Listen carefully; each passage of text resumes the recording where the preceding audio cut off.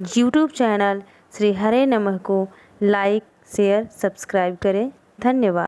खुशहाल से बिचारी राजा जी, खुशहाल से बिचारी राजा जी। हृदय में धारण करिए, संतों का निर्णय है, शास्त्र की सम्मति से संतों का निर्णय हो रहा है। हल एक सोना के बनवाई, ओमे कंधा स्वयं लगाई। हल एक सोना के बनवाई, ओमे कंधा स्वयं लगाई। हल एक सोना के बनवाई, ओमे कंधा स्वयं लगाई। हल एक सोना के बनवाई, ओमे कंधा स्वयं लगाई। हल में कंधा स्वयं लगाई। हल में धरती शोध कराई, जग हेतु तैयारी राजा जी। धरती शोध कराई, जग हेतु तैयारी। कैसे होवे दूरी अकाल से बिचारी राजा जी। कैसे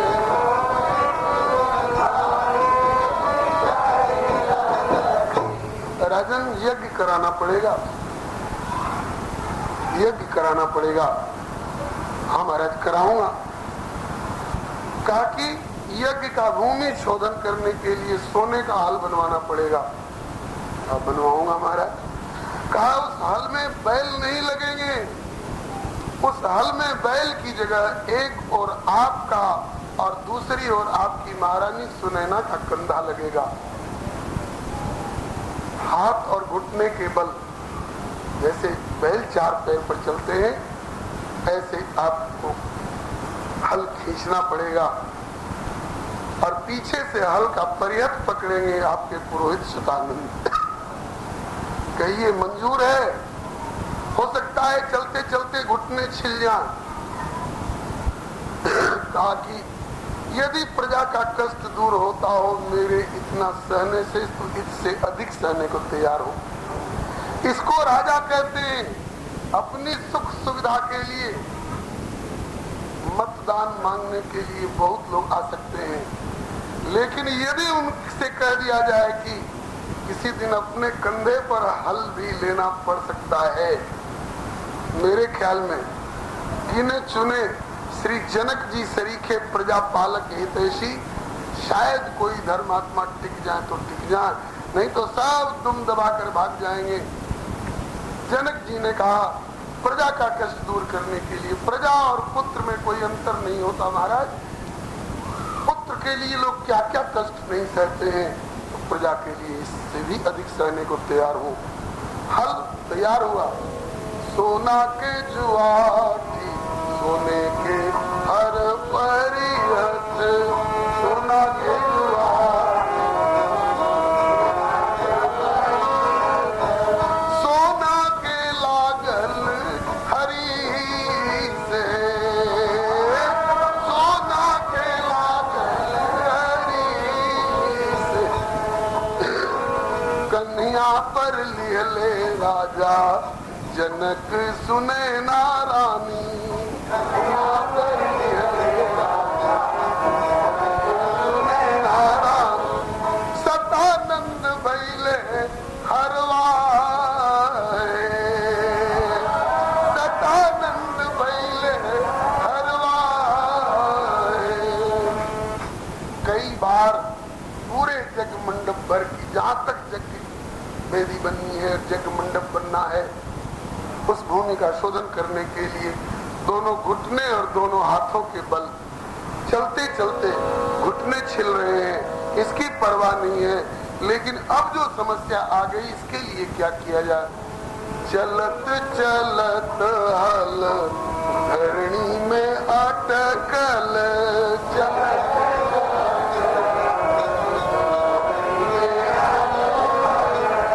चलत चलत हल धरणी में अटकल, चलत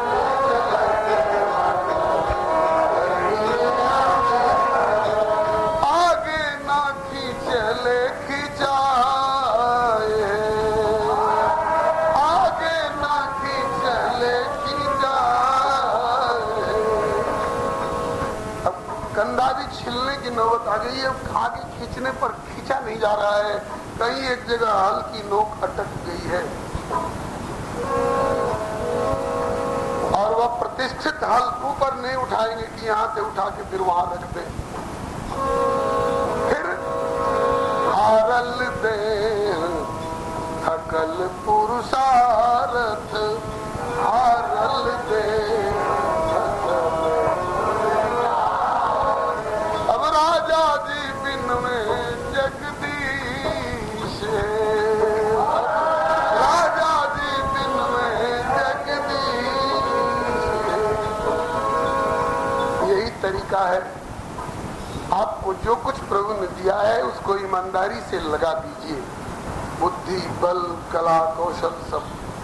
फिर भी समस्या हल न हो सके तो तुझसे न जो सुलझे तेरे उलझे हुए धंधे, तो भगवान के इंसाफ पे सब सौंप दे बंदे। प्रभु को सौंप दो अपनी समस्या, फिर हर तुम्हारी मुश्किलें प्रभु आसान करेगा, और जो तू न कर सका उसे भगवान करेगा। कहने की जरूरत नहीं, आना ही बहुत है, प्रभु के दर पे तेरा शीश झुकाना बहुत है। मिलता है जहां न्याय वो दरबार यही है, संसार की सबसे बड़ी सरकार यही। कुल जहां में तेरा जलवा है, तुझसा जलवा अगर कोई नहीं। हर अफसर का तू अफसर है, पर तेरा अफसर कोई नहीं। करुणा निधान तुझसा महान धरती के ऊपर कोई नहीं। परमेश्वर तेरी शानी का दुनिया में दिलावर कोई नहीं। जिसने ली शरण तेरी स्वामी, उसे खौफ खतर डर कोई नहीं। तू सबके अंदर बाहर है, पर तुझसे बाहर कोई नहीं। हारल दे थकल पुरुषार्थ, हारल दे। राजा जी बिन में जगदीश,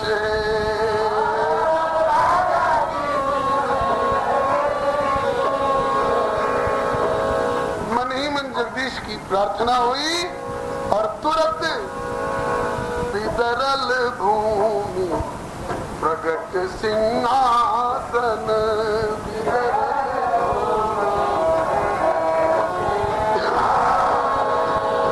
हट गई भूमि प्रगट सिंहासन, हट गई भूमि।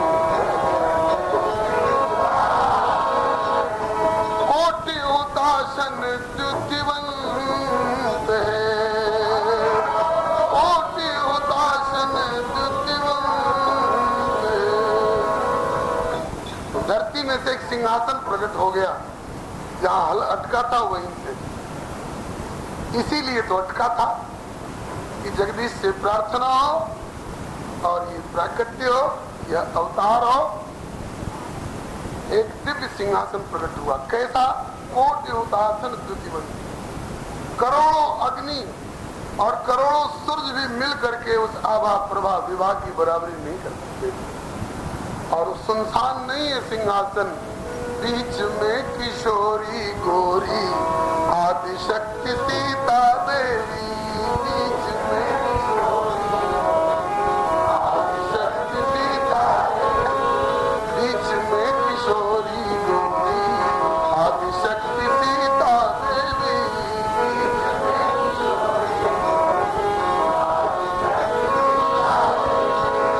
आरी पासे सहचरी वृंद, आरी पासे सहचरी वृंद। बीच में किशोर अवस्था वाली आदिशक्ति छवि निधि जगमूला, जो कि वाम भाग शोभित अनुकूला।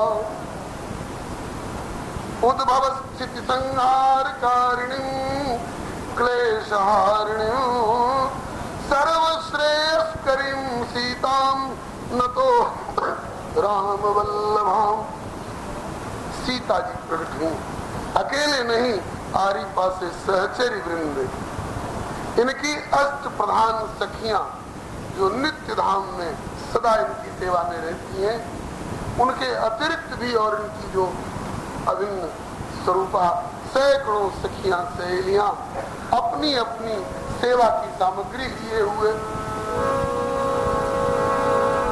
अपनी अपनी सेवा का सोच लिए हुए व्यजन चंवर छत्र, व्यजन चंवर छत्र मूर्छल झारी थारी, व्यजन चंवर छत्र मूर्छल झारी, निज निज सेवा सावधान है, निज निज सेवा सावधान,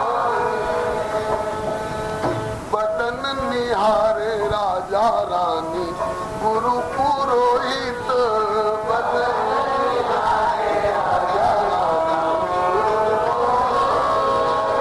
आरती उतारे राजा रानी गुरु पुरोहित, आरती उतारे राजा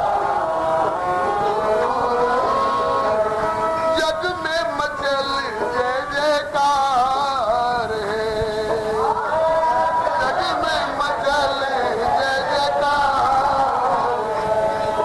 अजी जग में मचल जय जयकार है।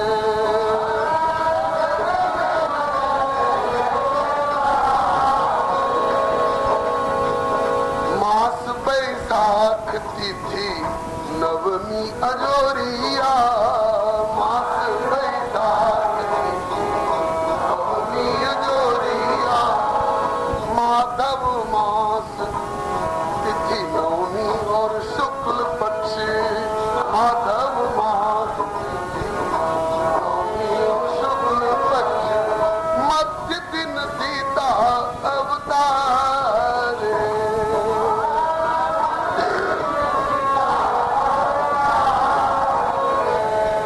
अजी मध्य दिन सीता अवतार है।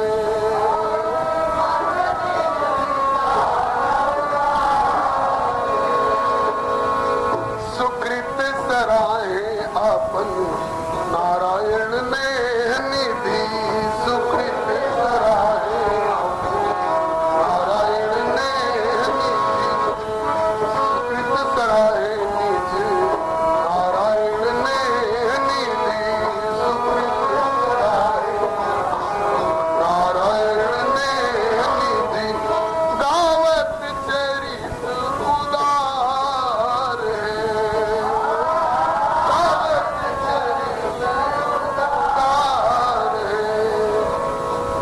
बोलो श्री जनकराज दुलारी जू की जय, श्री जनकराज किशोरी जू की जय, आदि शक्ति श्री सीता महारानी की जय, राजा रामचंद्र भगवान की जय। लोग नहीं जानते थे ये कौन देवी प्रकट हुई है। ऋषि नारद आए नाम सुनाए, सुनि सुख पाए नृप ज्ञानी, सीतायस नामा पूरन कामा, सब सुख धामा गुण खान। इनका नाम सीता क्यों पड़ा, इसकी व्याख्या श्रीमद् भागवत के एक श्लोक में दी गई है। और उसी दिन से जनक जी का नाम पड़ गया सीरध्वज। तस्मात् सीरध्वजो यज्ञे यज्ञार्थम कर्षतो महिम, सीता सीराकृतो जाता, तस्मात् सीरध्वज स्मृता। सीर कहते हैं हल्की अगली नोक को, संस्कृत में सीर कहते हैं हल्की नोक को। उस सीराकृतो जाता तस्मात् सीता, और इनके द्वारा इनकी कीर्ति की ध्वजा फहरा गई, इसलिए तस्मात् सीरध्वज स्मृता। जनक जी का नाम है महाराज सीरध्वज। सीरता प्रगटी भूता सीता, और इन सीरता प्रगटी भूता सीता कृता स्त्री जनकस्य कीर्ति ध्वजा, इनकी कीर्ति की ध्वजा सारे जगत में फहरा गई, इसलिए इनका नाम पड़ा सीता और इनका नाम पड़ा सीरध्वज। सीता शब्द का दार्शनिक अर्थ भी संतों ने किया है।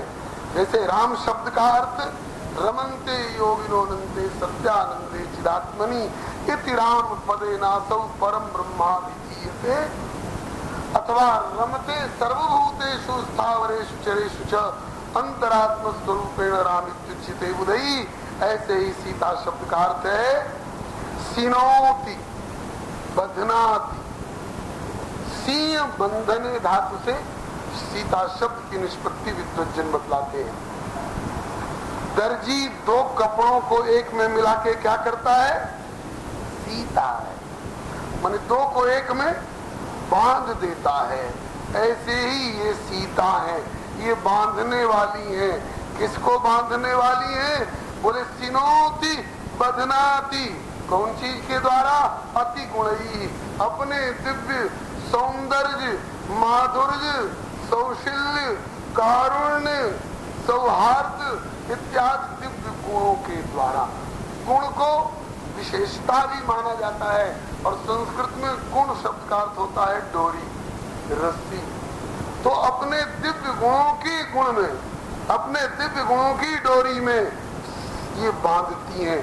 किसको बांधती हैं? बोले सिनोत्यति गुणई कांतम निज कांतम श्री रामम सिनोती। अपने दिव्य गुणों के द्वारा अपने प्रियतम को बांध लेती हैं अपने प्रेम पाश में। और केवल बांधती ही नहीं है, सिनोत्यति गुणई कांतम सीयते तदगुण स्तुजा। और अपने प्रियतम के जो विशिष्ट विशिष्ट गुण हैं, उन प्रियतम के गुणों से प्रभावित होकर के और प्रियतम के गुणों में स्वयं भी बंधी हुई रहती हैं। माने श्री राम सीता से बंधे हुए होते हैं और सीता श्री राम से बंधे हुए होते हैं। इसलिए वात्सल्यादि गुणै पूर्णा ताम सीताम प्रणमाम्यहम्। श्री काष्ठजीवा देव तीर्थ स्वामी जी ने सीता शब्द के अक्षर अक्षर का अलग अलग अर्थ किया है। स माने सत्ता, जो ईश्वर का सत चित्त आनंद पना है, इसमें सत पना जो है वही स है। स से सत्ता, और स में ई जो है, ई की मात्रा वह है ईश्वरता। ये ईश्वरता से युक्त है। और ता से तानव, तानव त्रिक को कहते हैं, युग्म दो को कहते हैं, तानव त्रिक को कहते हैं। त्रिक से उत्पत्ति, पालन, संहार, ब्रह्मा, विष्णु और शिव, भूत, वर्तमान, भविष्य, ये तीन तीन के जितने जोड़े हैं सबको ये अपने कंट्रोल में, अपने नियंत्रण में रखती हैं। इस प्रकार से स से सत्ता, ई से ईश्वरता और ता से दानव त्रिक समस्त की जो एकमात्र अधिष्ठात्री स्वामिनी है वही सीता है। ये नारद जी ने नामकरण किया इनका, ये सीता महारानी है। आदि शक्ति ये जग उपजाया सो अवतरी मोरी माया। माया से मतलब अविद्या माया नहीं समझेंगे, ये विद्या स्वरूपिणी है, ये भक्ति स्वरूपिणी है। अविद्या माया जीव को ब्रह्म से अलग करने वाली है, और ये बिछुड़े हुए जीव को परमात्मा से मिला देने वाली है। ये श्री तत्व है, ये विद्या तत्व है, ये कृपा तत्व है, ये भक्ति तत्व है, साक्षात है। इसके बाद जनक जी के को बताया, ये आपकी पुत्री होकर के और आपकी कीर्ति को उजागर करेंगी। सीता जी से प्रार्थना की कि जैसे माता कौशल्या ने राम जी से प्रार्थना की थी, माता पुनि बोली सोमति डोली तजहु तात रूपा जय शिशु लीला अति प्रिय शीला यह सुख परम नूपा सुनि वचन सुजाना रोदन ठाना होई बालक सुरभूपा यह चरित जगावई हरिपद पावई ते न परई बबकूपा। तो वहां तो कौशल्या मैया ने प्रार्थना की थी कि बालक बन करके बाल लीला का सुख दीजिए, और यहाँ सियसन मुनिराई विनय सुनाई समय सुहाई मृदुबानी लालन तन लीजे चरित सुखीजे और शिशु सुख दीजे नृपरारी। हे श्री सीता जी, हे जगदम्बे, अब आप लघु कन्या का स्वरूप धारण करके और वात्सल्य का आनंद इनको प्रदान कीजिए, वात्सल्य सुख इनको प्रदान कीजिए और इनके वात्सल्य रस का आप स्वयं आस्वादन कीजिए। तब सुनि मुनिवर वाणी सिया मुस्कानी लीला ठानी सुखदाई सोवत जनु जागी रोवन लागी नृप बड़भागी उरलाई। और इसके बाद अब बधाई गाई जाने लग गई। एक बधाई श्री सिया जी की भी गा लीजिए, फिर इसके बाद धनुष यज्ञ और विवाह की चर्चा होगी। प्रगति सिया सुख दैया जनकपुर में बाज बधैया सुख दैया जनकपुर में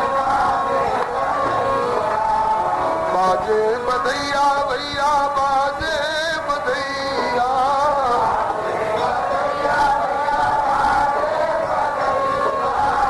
प्रगति है सिया सुख दैया जनकपुर में बाजे बधैया।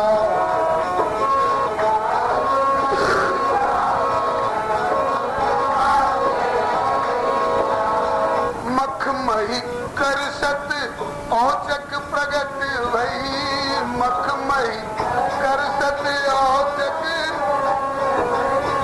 यज्ञ भूमि जोतत औचक प्रगट भई यज्ञ भूमि जोतत औचक प्रगट भई हर से लोग लुगैया जनकपुर में बाजे बधैया हर से लोग लुगैया जनकपुर में धन्य राजा जनक और जनकपुर की धरणी धन्य राजा जनक और धन धन सुने नाम मैया जनकपुर में बाजे बधैया।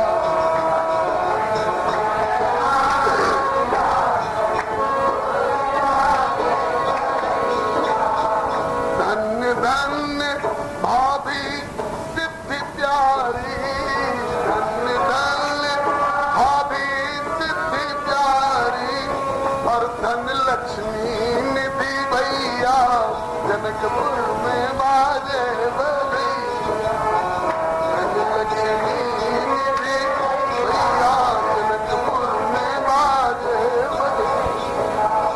प्रगति सिया सुख दैया जनकपुर में बाजे बधैया।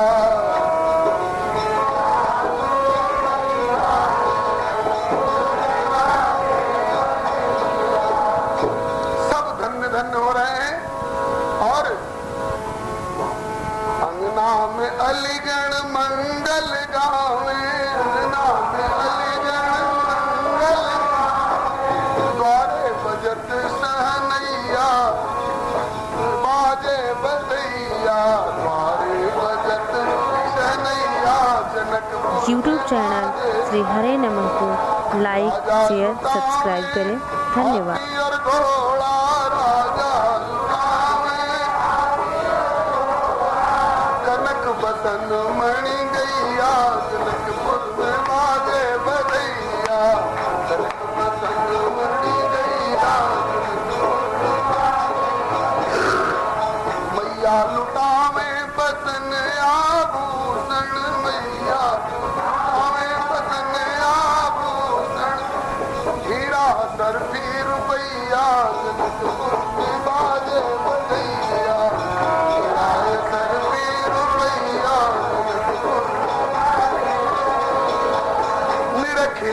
निरखी सखी लाडली की मुख छवि निरखी निरखी सखी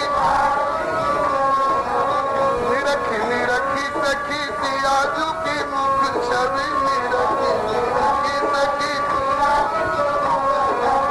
पुन पुन लेती बलैया जनकपुर में बाजे बलैया पुन लेती बलैया जनकपुर चिरजीवो श्री जनक दुलारी चिरजीवो श्री खेलो जनक अंगनैया जनकपुर में बाजे बधैया खेलो जनक अंगनैया जनकपुर में पर अनुरूप मिले अविनाशी वर अनुरूप मिले अविनाशी रहे शिव शंकर सहैया जनकपुर में बाजे बधैया रहे शिव शंकर सहैया जनकपुर में बाजे अचल सुहाग भाग परिपूर्ण अचल सुहाग भाग परिपूर्ण अचल रहे प्रभु दैया जनकपुर में बाजे बधैया अचल रहे प्रभु दैया तुम्हारी कृपा से नारायण की तुम्हारी कृपा से सिया की कृपा मिथिलावासिन की सिया की कृपा मिथिलावासिन की लग गई किनारे पे नैया जनकपुर में बाजे बधैया लग गई किनारे पे नैया अब लग गई किनारे पे नैया जनकपुर में बाजे बधैया जनकपुर में बाजे बधैया प्रगति सिया सुख नैया जनकपुर में बाजे बधैया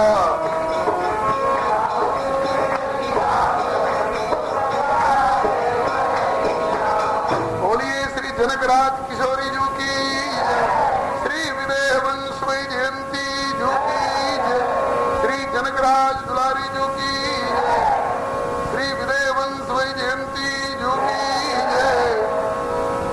इस प्रकार से श्री सिया जी के प्राकट्य की चर्चा हुई। बाल लीला के द्वारा अद्भुत सुख इन्होंने प्रदान किया। इनके एक भाई हैं जिनका नाम है श्री लक्ष्मी निधि। लक्ष्मी निधि जी नाम पद्म पुराण के अंतर्गत जानकी जी के भाई का वर्णित है। और लक्ष्मी निधि जी तो भाई हैं और उनकी पत्नी सिया जी की भौजाई, उनका नाम है सिद्धि प्यारी। ये दोनों श्री राम जी के बड़े लाडले बड़े प्यारे हैं और दोनों न्योछावर हैं अपने पहुना के ऊपर, अपने जीजा के ऊपर।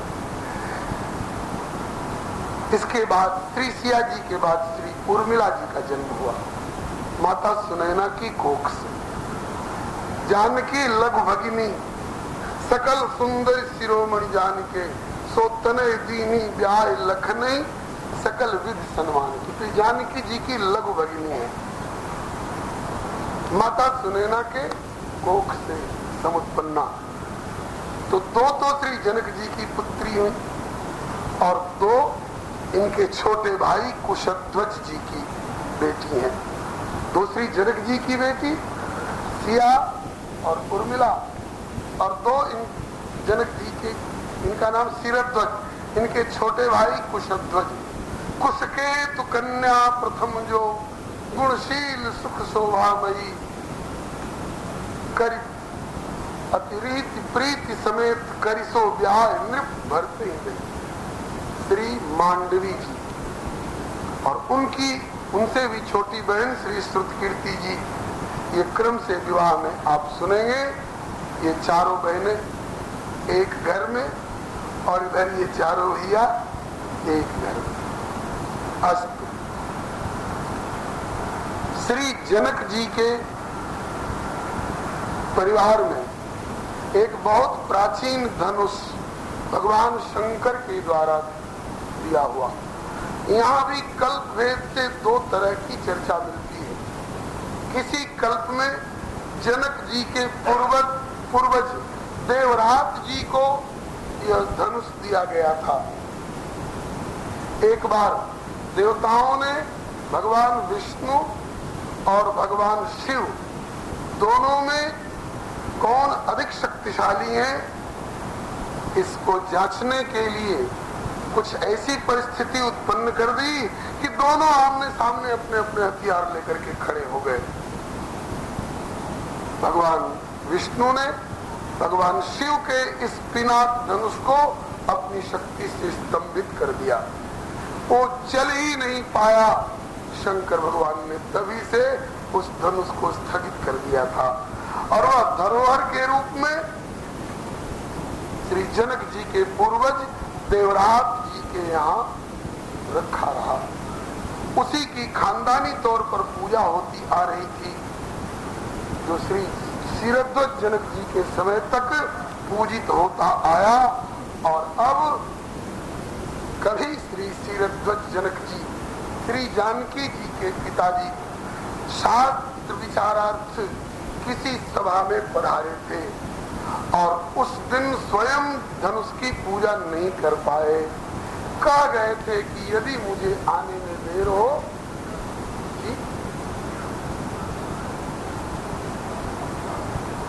आगमन।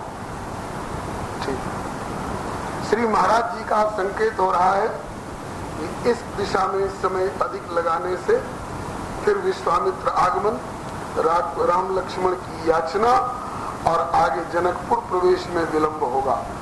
इसलिए अब इधर से मुड़ करके मुनि आगमन वाले प्रसंग पर आया जाए। सचमुच में प्रभु का चरित्र अपार है। रघुवीर चरित्र अपार बारिधि पार कवि कोने लयो। 9 दिन का समय रहा, जिसमें से 2 दिन तो निकल चुका है। आज 3 दिन, तीसरा दिन है। आगे भी बहुत से चरित्र कहने हैं। श्री महाराज जी की नियत है कि कोई भी चरित्र भाग रह नहीं जाए, इसलिए अब आगे बढ़ना चाहिए। जब प्रसंग उठ गया है, इसे संक्षेप में निवेदन कर दूं। श्री जनक जी उस दिन पूजा करने के लिए नहीं वहां उपस्थित रह सके। अपनी महारानी सुनैना जी से कह गए कि आप पूजन कर लेना। श्री सिया जी ने माता की अनुमति मांग करके और धनुष का उस दिन पूजन किया। पूजन करने के सिलसिले में इन्होंने देखा धनुष टेढ़ा रखा हुआ है और उसके नीचे पुराने सूखे पत्ते और फूल भी बिखरे हुए हैं। सिया जी ने बाएं हाथ से उठा करके और भूमि का मार्जन किया और धनुष को सीधा रख दिया। वो सबके लिए संभव नहीं था। श्री जनक जी ने आकर दूसरे दिन पूजन के सिलसिले में जब देखा धनुष सीधा रखा हुआ है और साफ सुथरा कर दिया गया है यहाँ का स्थान, आश्चर्य हुआ। किसने धनुष को उठाया, किसने पूजन किया? कहा कि बेटी सीता ने। बेटी सीते, हाँ पिताजी। तुमने धनुष उठाया, तुमने पूजन किया? हाँ पिताजी। बोले कैसे उठाया? पिताजी के सामने उठा करके दिखा दिया। ऐसे उठाया पिताजी, बाएं हाथ से, एक हाथ से, खेल खेल में आसानी से उठाया। जिसको सैकड़ों हजारों वीर उद्भट दुनिया के विजेता नहीं उठा सकते थे, उसको बेटी जानकी ने बाएं हाथ से उठाया, उठा करके दिखा दिया। इतने भावावेश में आ गए श्री जनक जी कि उन्होंने उसी समय प्रतिज्ञा ठान ली कि यह बेटी अलौकिक शक्ति संपन्ना अयोनिजा है, इसलिए अब तो कोई अलौकिक अयोनिज वीर इस धनुष को उठाने वाला मिले, वही श्री जानकी का पानी ग्रहण कर सकता है। ये प्रतिज्ञा ठान तो दी। उसके बाद फिर चिंता हुई, ध्यान गया इस बात पर, अरे यह मैं क्या कह गया? धनुष की कौन कहे? कैलाश को उठाने वाले वीर भी पृथ्वी पर मौजूद है। सुमेरु पर्वत को उठाने उठाने वाले वीर भी मौजूद हैं, लेकिन दुर्भाग्य की बात है कि वे सब असुर हैं। कोई रावण और कोई बाणासुर कहलाता है। कहीं इस प्रतिज्ञा को सुनकर उनमें से किसी ने आकर के धनुष उठा लिया और तोड़ डाला, तो क्या ऐसी बेटी सीता उन असुरों के हाथ में सौंपनी पड़ेगी? प्रतिज्ञा के अनुसार तो बाध्य होना पड़ेगा। अब क्या होगा? उसी समय में धरणी देवी प्रकट होती हैं और पूछती हैं, महाराज विदेह राज का मुखमंडल आज मलिन क्यों है? स्थिति बताई। भावावेश में आकर सीता की शक्ति अनुभव करके मैंने प्रतिज्ञा तो कर ली, बाद में ध्यान गया कि धनुष की कौन कहे। हिमालय के कैलाश और सुमेर को उठाने वाले वीर मौजूद है, लेकिन असुर है। कहीं उनमें से किसी ने आकर के उठा लिया, तोड़ दिया। तो धरती ने कहा, भूदेवी ने कहा, महाराज अगर आपको जानकी का पिता कहलाने का गौरव प्राप्त हुआ है तो मुझे भी जानकी का माता कहलाने का गौरव प्राप्त हुआ है। मैं जानकी की माता हूँ, मेरे गर्भ से उत्पन्न हुई है। मुझे ज्यादा चिंता है इस बात की, आप चिंता छोड़ दें। मैं धनुष को तब तक पकड़े रहूंगी जब तक जानकी के अनुरूप वर नहीं आएगा। कहा कि धरती, भूदेवी, तुमको भी उठाने वाला भी तो कोई भी है? कहा कि नाथ, मुझको भी संभालने वाले कमठ, शेष और वराह ये अवतार हैं, ये भी। तो मैं धनुष को पकड़े रहूंगी और मुझको ये पकड़े रहेंगे और पकड़े रहे, यही आंतरिक योजना थी। और इसका संकेत मिलता है जब धनुष यज्ञ के समय में लखन लखे रघुवंश मणि ताके हर को दंड पुलक गात बोले वचन चरण चाप ब्रह्मंड दिस कुंजरहु कमठ अहि कोला धरव दंड बरधीर डोला राम चरि शंकर धनुषो तोरा तो मोरा। आगे प्रसंग आएगा। इसके बाद जनक जी निश्चिंत हो गए। लोग आ करके धनुष पर अपनी ताकत आजमाते रह गए। रावण बाण महाभट भारे देख सरासन गवई सिधारे। साल बीत चुका था। अब महाराज को चिंता लगने लग गई। इतने उद्भट वीर भी धनुष पर जोर आजमा करके चले गए। धनुष में हिला तक नहीं, तो जो उठा करके तोड़ डालेंगे आशंका थी, उनसे नहीं उठाया तो खुशी की बात रही। लेकिन कहीं ऐसा ना हो कि कोई उठाने वाला मिले ही नहीं, कहीं बेटी कुंवारी तो नहीं रह जाएगी।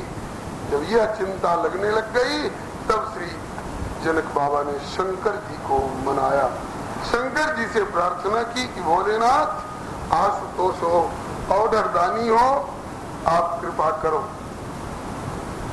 सोचत विदेह वैदेही के विवाह तू नारायण उर्जो मन चिंता चित ढोने में, क्योंकि ठनिगो पिनाक प्रण ऐसो कठिन जाको पूर्ण करैया ना दिखात काऊ कोने में। सर्व शुभ लक्षण संपन्न सुकुमारी सिया, अब तो शंकर सहाय हो पूर्ण प्रण होने में। तुल्य कुलशील वृत्त बल वैभव में, मिले जो जमाई तो सुगंध हो सोने में। मतलब कि तीन चिंतित हैं। पूर्व के मिथिलेश चिंतित हैं, मेरी लाडली के अनुरूप वर कहाँ मिलेगा। पश्चिम के अवधेश चिंतित हैं, मेरे लाल जी के अनुरूप बहू कहाँ मिलेगी। और आज भी वर पक्ष और कन्या पक्ष जब वैवाहिक संबंध के संबंध में चिंतित होते हैं तो एक बिचौलिया की आवश्यकता होती है। अब इन दोनों के बीच में बिचौलिया कौन बनेंगे? संजोग से, भाव की दृष्टि से भी, संबंध की दृष्टि से भी और दूरी की भी दृष्टि से अवध और मिथिला का बिल्कुल मध्यवर्ती क्षेत्र है बक्सर का सिद्धाश्रम। वहीं के बाबा विश्वामित्र बिचौलिया बनेंगे। लेकिन बाबा विश्वामित्र भी स्वयं चिंतित है। ये किस बात से चिंतित है? कहा कि सोचत मुनि कौशिक शुभ यज्ञ कैसे पूर्ण होए, पापी निशाचर दुख देत अति भारी है। ताड़ का स्वभाव और मारीच नीच त्रासत नित, संग ले सहायक असंख्य शस्त्रधारी है।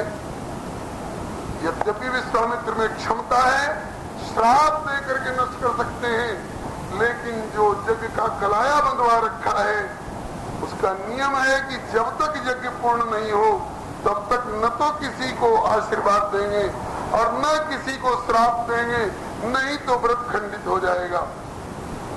श्राप व्रत खंडित बोले सौ। कहा कि सहे सिर पर सवार दुष्ट, अब समुझ परे ना युक्ति सोच मत हारी है। निर्णय विपत्ति जाए टारी, हो समस्या हल सारी, करे रक्षा जो हमारी नारायण त्रिपुरारी। भगवान मदद करे तब हमारी समस्या हल हो। तो पूरब के मिथिलेश भी शिव जी को मना रहे हैं, पश्चिम के अवधेश भी शिव जी को मना रहे हैं और मध्य के बिचौलिया भी शिव जी को मना रहे हैं। शिव जी ने बीच बचाव किया। भगवान शंकर ने महर्षि विश्वामित्र को स्वप्न में आदेश किया। स्वप्न में आदेश किया क्या? राजन श्री हरे नमः। भगवान विश्वनाथ ने महर्षि विश्वामित्र को स्वप्न में आदेश किया। इसकी चर्चा सत्योपाख्यान रामायण में है।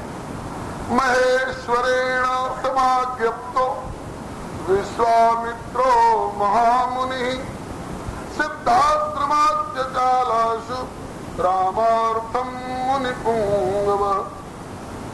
सुकृत अवधि अवधेश मिथिलेश दो, हर्योत्तर सुकृत सने सुधा सींच में। नारायण दो की विभाजित चिंता मिटे, कब आवे जब दो एक दूजे के नगीच में। किंतु बीच में मारीच और ताड़का से नीच, रहे प्राणन को खींच वेद धर्म परो खींच में। तब तक बोले विश्वनाथ बात सबकी बनेगी, अगर बक्सर वाले बाबा विश्वामित्र परे बीच में। बोले विश्वनाथ बात सबकी बनेगी, अगर बक्सर वाले बाबा विश्वामित्र परे बीच में। बात सबकी बनेगी। किसकी किसकी बनेगी? पश्चिम के अवधेश और पूर्व के मिथिलेश की? नहीं जी, 10 दिशाएं रो रही थी। सुर नर असुर नाग मुनि किन्नर सब रो रहे थे रावण के अत्याचार से। और सूत्रपात इस अत्याचार को मिटाने वाला महर्षि विश्वामित्र की तरफ से होगा। पहला कदम महर्षि विश्वामित्र उठाएंगे और सबकी बात बनेगी। किसकी किसकी बनेगी? ध्यान से सुनिएगा। कौशिक और वशिष्ठ को मिलाप हो। जैसे अभी श्री राम जन्मभूमि का मामला समस्त संप्रदाय के संतों को एक मंच पर उपस्थित कर रहा है, इसी तरह से अब तक ये दो अलौकिक शक्तियां वशिष्ठ और विश्वामित्र अब तक 36 हो रहे थे एक दूसरे से। पारस्परिक स्पर्धा इनमें थी और दोनों के पास में दो तरह की शक्ति। एक के पास कला विभाग, एक कला विभाग वाले विश्वविद्यालय के कुलपति थे महर्षि वशिष्ठ, और दूसरे विज्ञान विभाग वाले विश्वविद्यालय के कुलपति थे महर्षि विश्वामित्र। ऐसा विज्ञान इनका विकसित था जैसा कलिकाल वाले भौतिक विज्ञान के लोग उन्नति और विकास नहीं कर सके हैं, न कर सकेंगे। एक महर्षि विश्वामित्र महाविद्यालय बक्सर के दिवंगत प्राध्यापक श्री प्रोफेसर बांके बिहारी झा जी ने एक पद में कहा है, आज के भौतिकवादी उन्नतिवादी तथाकथित वैज्ञानिकों को चुनौती देते हुए कहते हैं, क्या तुमने उन्नति की है? यही ना, घर बैठल दुनिया से बोला, घर बैठे दुनिया से बात कर लो, घर बैठल दुनिया से बोला, पूरी आकाश चिरेन संग होला, कोस हजारन क्षण में चली जा, भले रहस्य चांद के खोला। किंतु तनी पूछा विज्ञान जगत से कि रोग बुढ़ापा मरण हटा दी। तनी पूछा विज्ञान जगत से कि रोग बुढ़ापा मरण हटा दी। रात दिवस के चांद सूरज के ऋतुओं के तन को खिसका दी। दहिया ज्यों के त्यों रहते, मुर्दा काहे हम समझत पानी, बतिया पूजत सब जानी। ऐसा आविष्कार तो कर लिया है तुमने कि एक विस्फोट करे तो सारी दुनिया का बेड़ा गर्क कर दे। क्या ऐसा आविष्कार कर सके हो कि एक विस्फोट करे और सारे संसार से बुढ़ापा खत्म, मौत खत्म, अब कोई बीमार नहीं पड़ेगा? ताकि नहीं, यहाँ आकर विज्ञान को फेल होना पड़ता है।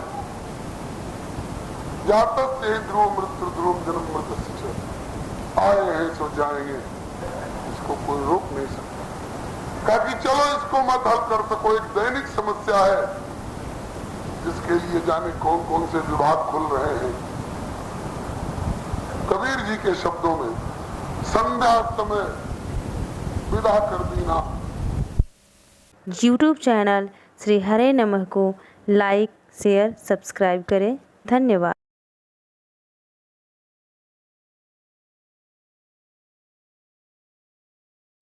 एक और अच्छा काम हमारे भैया श्याम प्रकाश जी कर रहे हैं, जिसका लाभ हमारे जैसे लोगों को भी मिल रहा है। YouTube चैनल श्री हरे नमः इस नाम से, श्री मामा जी बक्सर वाले इस नाम से YouTube चैनल श्री हरे नमः श्री मामा जी बक्सर इस नाम से क्रमशः महाराज जी की जो वाणी है प्रवचनों की, उनको कुछ वीडियो भी हैं, कुछ केवल ऑडियो हैं, उनको क्रमशः श्री भैया श्याम प्रकाश जी प्रसारित कर रहे हैं। हमारा सभी प्रेमियों से आग्रह है कि इस विज्ञान के युग में इस विज्ञान के उत्कृष्ट उपहार को आप लोग हृदय से समादर दें। आज इस अंश में हम विज्ञान को धन्यवाद देते हैं कि पूज्य महाराज जी की वाणी को आज भी उन्हीं के स्वर में हम श्रवण कर सकते हैं। तो आप लोग नोट कर लें, YouTube चैनल श्री हरे नमः श्री मामा जी बक्सर वाले इस नाम से है। आप लोग गाड़ी में आते जाते समय, रात को सोते समय निकाल करके और प्रतिदिन महाराज जी की वाणी का श्रवण करके सत्संग लाभ प्राप्त करें।